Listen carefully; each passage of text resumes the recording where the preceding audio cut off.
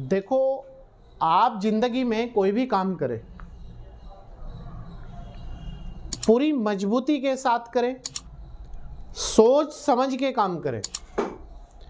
कोई भी काम शुरू करने से पहले आप चाहे जितना समय ले लीजिएगा, उसकी कोई प्रॉब्लम नहीं है, लेकिन उस पर पूरा सोच करिएगा, विचार करिएगा, उसका एनालिसिस करिएगा, उसके सकारात्मक पॉइंट देखिएगा, नकारात्मक पॉइंट देखिएगा, और जो उस फील्ड में पहले से मौजूद है आप उनसे एक बार डिस्कस करिएगा।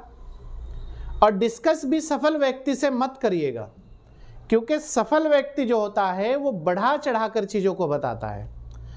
अगर आपको सबसे अच्छी सलाह चाहिए तो उस फील्ड में जो नाकाम व्यक्ति है आप उससे एक बार डिस्कस जरूर करें।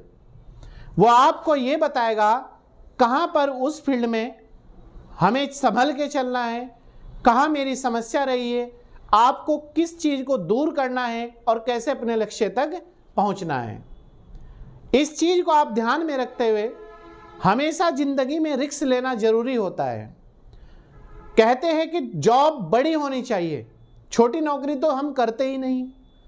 अरे भाई, आप एक चीज़ बतलाइएगा कि जब आप इकोनॉमिक कंडीशन तो आपके पास मौजूद नहीं है, आप एक गरीब परिवार से आते हैं, आप एक पुअर फैमिली से आते हैं, और आप पर ऐसा नहीं है कि आप 10, 20, 50 हज़ार, 1 लाख रुपए आपके पास मौजूद हो। आपके पास इतना समय भी नहीं है कि आप 2 से 5 साल के बीच अगर समय लग जाए इसके फील्ड में आप वहां टिक सके। सबसे पहली शर्त है आपके पास 4 से 5 साल का धैर्य होना चाहिए, पैसेंस होना चाहिए, और इकोनॉमिक कंडीशन से आप कहीं ना कहीं मजबूत होना चाहिए। बैकग्राउंड आपका एक अच्छा होना चाहिए इकोनॉमिक कंडीशन का। उसके बाद आप आईएएस के फील्ड में कूदें। अन्यथा क्या होता है कि जज्बात में आकर हम कूद जाते हैं आईएएस की तैयारी में, लेकिन जैसे जैसे समय बढ़ता जाता है, 6 महीने, 1 साल, हम पीछे हटना शुरू कर देते हैं।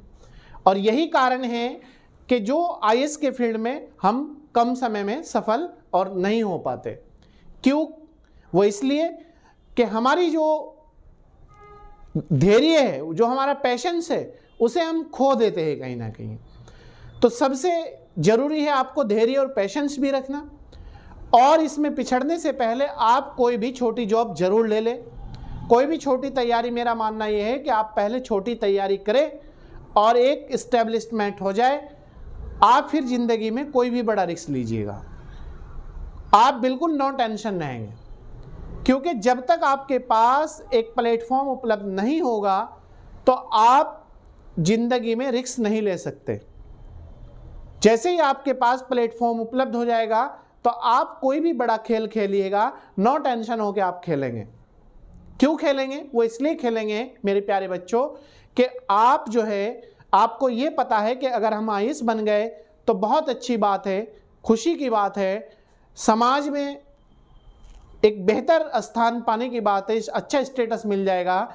अगर नहीं कामयाब हुए तो जब भी आपके पास मौजूद है जॉब, तो इसलिए आप जिंदगी में रिस्क लें, लेकिन पहले अपने आप को मजबूती के साथ स्थापित करें। उसके बाद आप जिंदगी में कोई भी रिस्क लें, नो टेंशन होकर रिस्क लें। चाहे वो पढ़ाई का रिस्क हो, चाहे बिजनेस का रिस्क हो, चाहे कोई भी रिस्क हो, XYZ। मेरे प्यारे बच्चों, आप एक बात बताइएगा, जब तक आपकी पॉकेट में पैसा नहीं होगा, क्या आप मार्केट से शॉपिंग कर सकते हैं? नहीं कर सकते। क्या आप खाने पहनने के लिए कोई चीज ले सकते हैं? नहीं ले सकते।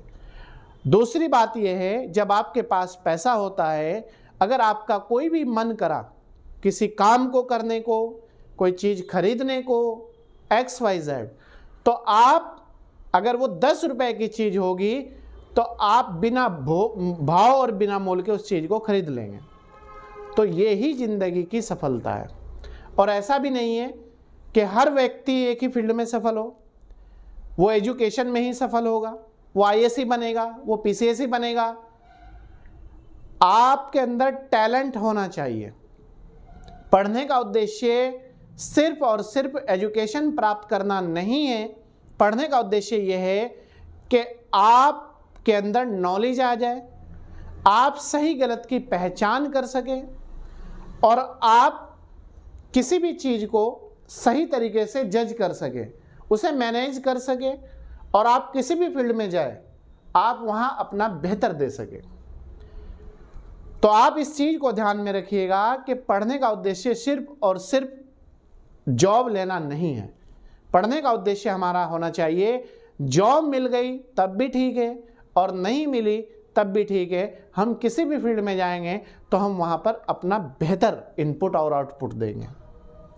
और एक चीज़ और सुन लीजिएगा कि अगर आप आईएएस के फील्ड में आते हैं और आप लगभग 1 साल की बेहतर प्रकार से तैयारी करते हैं, हिम्मत के साथ, कंसंट्रेट के साथ, डीप नॉलेज के साथ आप पढ़ते हैं, अच्छी तरीके से आप पढ़ते हैं, तो मैं आपसे वादा कर रहा हूं कि एक बार ऐसा तो हो सकता है कि आपका आईएएस में या आईपीएस में या पीसीएस में प्रथम स्थान ना आए, लेकिन ऐसा नहीं हो सकता कि आपका सिलेक्शन ना हो।